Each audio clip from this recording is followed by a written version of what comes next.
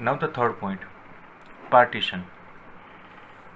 अब पार्टीशन का क्या इम्पैक्ट हुआ एग्रीकल्चर पे, वो हम यहाँ पे देखेंगे। पार्टीशन मतलब इंडिया एंड पाकिस्तान का जो पार्टीशन हुआ उस समय की बात है। Partition caused a drastic fall in agriculture.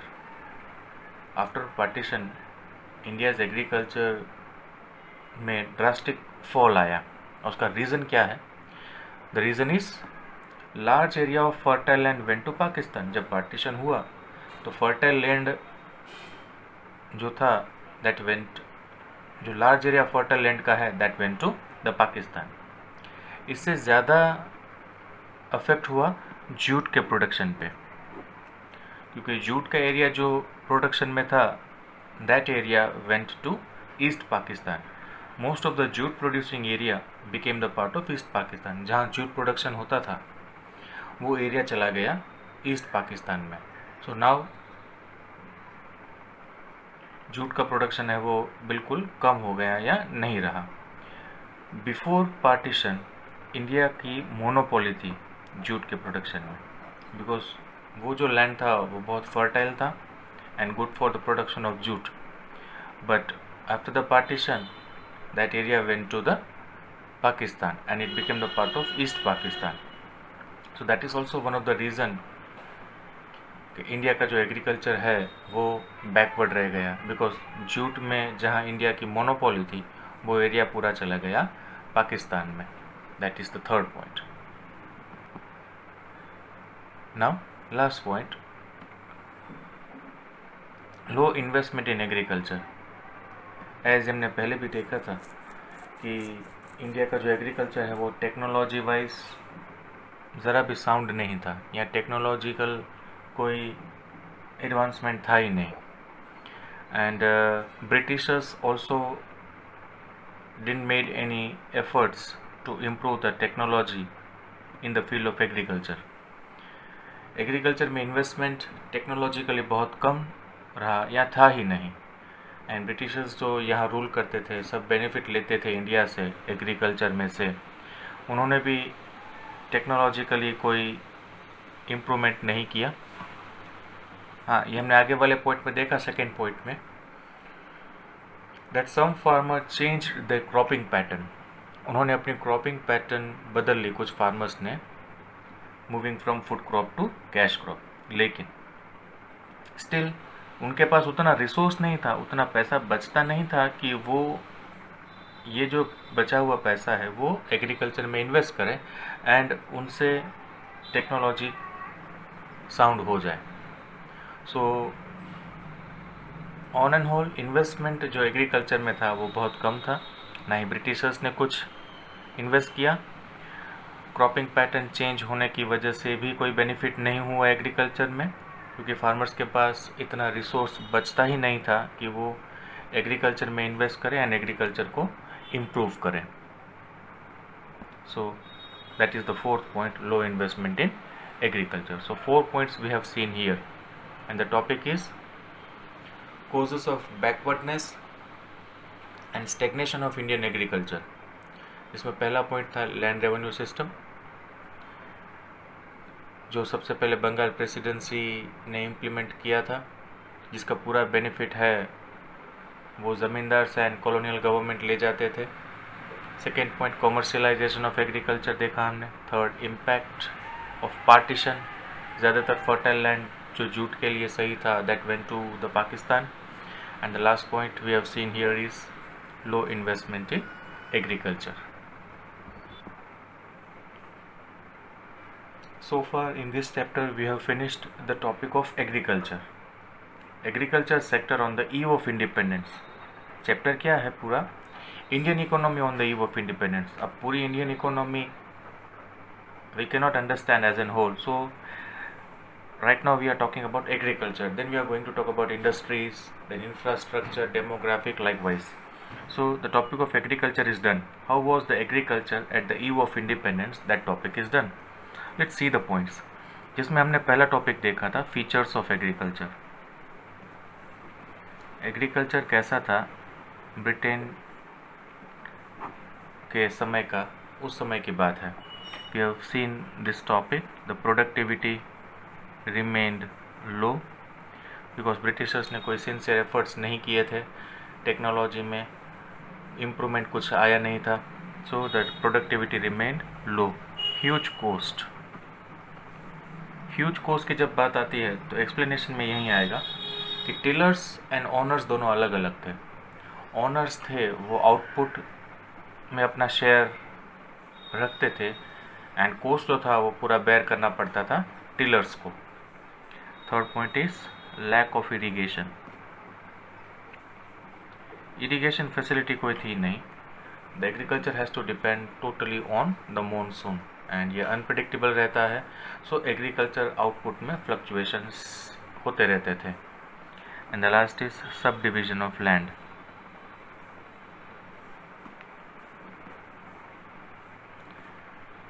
Land अगर फ्रेगमेंटेड हो जाए, फ्रेगमेंटेड मतलब उनके अगर पार्ट कर दिए जाएँ तो मैनेजमेंट उतना ही डिफ़िकल्ट हो जाता है। पूरा एक एरिया है, then the things can be done more properly and sub division of land is also one of the feature of agriculture. So these are the 4 points about the features of agriculture. That today the topic that we have done is causes of stagnation and backwardness of agriculture. क्या reason था जिसकी वजह से India का जो agriculture है वो backward ही रहा, आगे नहीं आया? सबसे बड़ा पॉइंट जो है वो है लैंड रेवेन्यू सिस्टम, जो हमने अच्छे से समझा यहाँ पे कि ट्रायंगल शेप है, टिलर्स हैं, फिर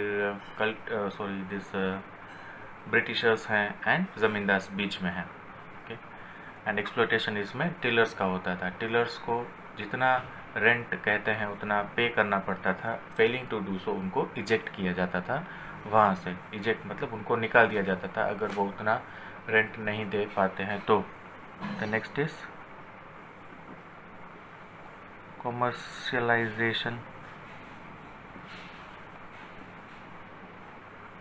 commercialization of agriculture. The commercialization of agriculture means moving from food crop to the cash crop, and Britishers forced the farmers to go for the cash crop as it was in great demand in their hometown. Now, third point, impact of partition. Partition के समय जो fertile land था that went to the Pakistan. Earlier जहाँ jute में India की monopoly थी वो अब रही नहीं, बिकॉज जूट प्रोडक्शन एरिया जो था that went to the Pakistan. Last point here is low investment in agriculture या टेक्नोलॉजी कह सकते हैं। लो इन्वेस्टमेंट इन टेक्नोलॉजी और agriculture, because topic is about agriculture only. Technology में कोई इन्वेस्टमेंट था नहीं, एंड फूड क्रॉप से कैश क्रॉप में जाने की वजह से भी फार्मर्स के पास कुछ इतना एक्स्ट्रा रिसोर्स बचता नहीं था जिससे वो इन्वेस्ट करके एग्रीकल्चर को आगे लेके आए। So this is our topic relating to the agriculture. Hello and welcome to the 19th session. We are dealing with chapter 1 from Indian economic development. The chapter is Indian economy on the eve of independence. In our last session we have seen about agricultural sector on the eve of independence. कैसे agricultural sector independence के समय पूरा backward and stagnant था। Features of agriculture क्या थे वो भी हमने देखे। So in today's lecture we are going to look about industrial sector कैसा था at the time of, on the eve of मतलब at the time of independence. As one thing we have seen in the introduction portion that Britishers ने India के लिए two-fold policy अपनाई थी। two-fold policy मतलब exporter of raw material and importer of finished goods। यहाँ से raw material cheaper rates से export होता था ब्रिटेन में, ब्रिटेन की इंडस्ट्रीज़ को फ्लरिश करने के लिए, एंड वहाँ से फिनिश्ड गुड्स इंडिया में इंपोर्ट होते थे। इस टू फोल्ड पॉलिसी की वजह से हमारी इंडस्ट्रीज़ है वो आगे नहीं आई। विल सी हाउ इंडस्ट्रीज़ का डेवलपमेंट नहीं हुआ या हैंडीक्राफ्ट बिजनेस कैसे डाउन हो गया, ये सब चीज़ें हम इस टॉपिक में देखेंगे। Because of the two fold policy of the Britishers, no sound industrial base was there in India. Industries कोई भी डेवलप हुई ही नहीं, बिकॉज फिनिश गुड्स सीधा ब्रिटेन से ही आते थे। हैंडीक्राफ्ट बिजनेस पूरा डाउन हो गया, और वो हैंडीक्राफ्ट बिजनेस क्यों डाउन हो गया उसका डिटेल में टॉपिक है। मॉडर्न इंडस्ट्रीज़ कोई भी सेट नहीं हुई इंडिया में। जितनी भी इंडस्ट्रीज़ थी, all those industries were lack of modernisation, diversification and investment. जितने भी इंडस्ट्रीज़ इंडिया में थी उनमें कोई भी मॉडर्नाइजेशन नहीं था, चेंजेस, डाइवर्सिफिकेशन नहीं आए एंड इन्वेस्टमेंट भी उतना था नहीं। तो it is because of this few points industries हमारी बैकवर्ड ही रही, इंडस्ट्रीज़ आगे आई ही नहीं। Now let's look in detail the topic why handicraft business जो इंडिया में इतना फ्लरिश था, इंटरनेशनल मार्केट में भी हैंडीक्राफ्ट बिजनेस की प्रोडक्ट्स की बहुत डिमांड थी, वो हैंडीक्राफ्ट बिजनेस पूरा डीके कैसे हो गया, पूरा डाउन कैसे हो गया। Let's look at that topic. The topic is decay of handicraft business. Handicraft business पूरा डाउन क्यों हो गया? Okay, it is because of this point. There are 4 points, but mostly it is because of this point, that is discriminatory policy. Britishers ने India के handicraft business को down करने के लिए डिस्क्रिमिनेटरी पॉलिसी अपनाई। मतलब नाम से ही पता चलता है, डिस्क्रिमिनेटरी मतलब different policy. Now let's see क्या है ये डिस्क्रिमिनेटरी पॉलिसी हैंडीक्राफ्ट्स के लिए। देखो, free import and export with Britain, मतलब अगर ब्रिटेन के साथ इंपोर्ट एक्सपोर्ट हो रहा है तो वो फ्री है, उस पर कोई चार्जेस है नहीं। अगर यहाँ से रॉ मटेरियल जाता है ब्रिटेन के लिए तो उस पर कोई ड्यूटी नहीं है। ब्रिटेन से फिनिश गुड्स इंडिया में आता है तो भी कोई ड्यूटी नहीं है। लेकिन अगर यही चीज़ किसी और कंट्री के साथ होता है इंपोर्ट एक्सपोर्ट, तो वहाँ ड्यूटी लगा दी जाती है। सिर्फ ब्रिटेन के साथ अगर इंपोर्ट एक्सपोर्ट होता है तो उसमें कोई भी ड्यूटी नहीं है। It is free import and export. Heavy duty on the export of handicraft. Handicraft business जो इंडिया में बहुत अच्छा चल रहा था, वो अगर हैंडीक्राफ्ट हम किसी और कंट्री को अगर एक्सपोर्ट करते हैं तो वहाँ पे हैवी ड्यूटी डाल दी जाती थी, जिसकी वजह से हैंडीक्राफ्ट प्रोडक्ट है वो ज़्यादा कॉस्टली हो जाता है। अब अगर प्रोडक्ट ज़्यादा कॉस्टली हो जाता है तो इंटरनेशनल मार्केट में उसकी डिमांड कम हो जाएगी, because the product has become now costly.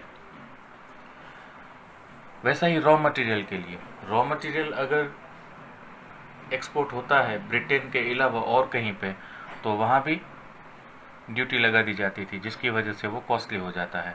So actually what happened, third point, handicraft business था वो नेशनल एंड इंटरनेशनल मार्केट में पूरा डाउन हो गया, and easy entrance of British goods in India on another hand. ये Britain की discriminatory policy की वजह से, जो इंपोर्ट एक्सपोर्ट वाली पॉलिसी इन्होंने लगाई थी, इसकी वजह से हैंडीक्राफ्ट बिजनेस हमारा नेशनल एंड इंटरनेशनल मार्केट में डाउन हो गया, ये तो है ही, लेकिन साथ में at the same time what happen, easy entrance of British goods. Okay, क्योंकि उन पे ड्यूटी थी नहीं अगर ब्रिटेन से कोई गुड फिनिश्ड गुड्स इंडिया में आता है तो। So that was the first point, introduction of discriminatory policy.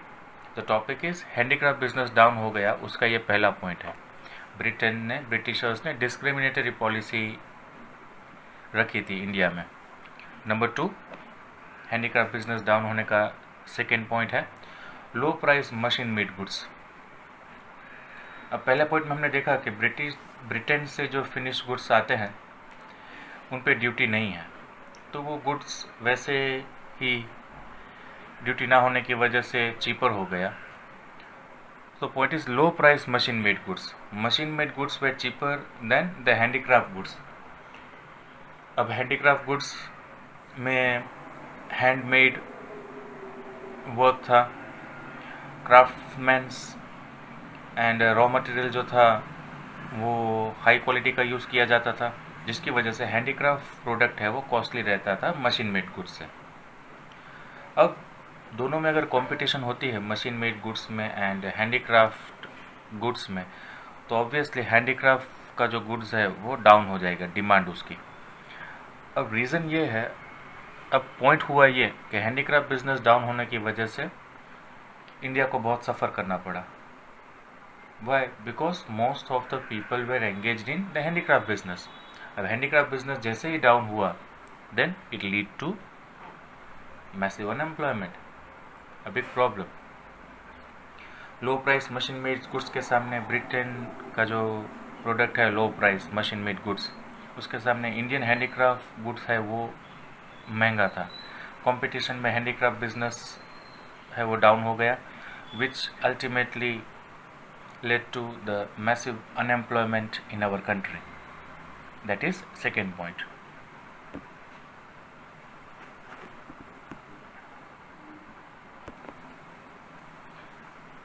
Now point number 3, changes in taste and preference. Britain का गुड जब इंडिया में फ्लरिश कर रहा था, finish product, at the same time लोगों का टेस्ट एंड प्रेफरेंस है वो हैंडीक्राफ्ट बिजनेस के प्रोडक्ट को छोड़ के ब्रिटेन के प्रोडक्ट की तरफ जाने लगा. So actually what happened, the demand for Britain product या Britishers product increased and the demand for handicraft goods went down, because the taste and preference of people was in now the favour of the Britain product. That is also one of the point because of which the handicraft business totally went down. Now the last point here is fall in encouragement. Now see the point, before the British rule handicraft business जो है वो support किया जाता था. Prince and nawabs या ये सब जो लोग थे वो हैंडीक्राफ्ट बिजनेस को सपोर्ट करते थे, जिसकी वजह से हैंडीक्राफ्ट बिजनेस फ्लरिश कर रहा था. लेकिन ड्यूरिंग द ब्रिटिश रूल ये जो प्रिंस एंड नवाब्स हैं ये सब अपना एग्जिस्टेंस धीरे धीरे लूज कर रहे थे. सो एंकरेजमेंट मिलना हैंडीक्राफ्ट के बिजनेस को बंद हो गया, जिसकी वजह से handicraft business has to suffer. So these are the 4 points जिसकी वजह से हैंडीक्राफ्ट बिजनेस पूरा डाउन हो गया. Okay, once again the 4 points here. Number 1, discriminatory tariff policy. Number 2, low price machine made goods. Number 3, लोगों का जो टेस्ट एंड प्रेफरेंस है वो फिनिश्ड ब्रिटेन प्रोडक्ट की तरफ चला गया एंड प्रिंसेस एंड नवाब्स की तरफ से जो पहले एंकरेजमेंट मिल रहा था वो एंकरेजमेंट मिलना बंद हो गया. इन 4 पॉइंट्स की वजह से हमारा हैंडीक्राफ्ट बिजनेस जो है वो पूरा डाउन हो गया.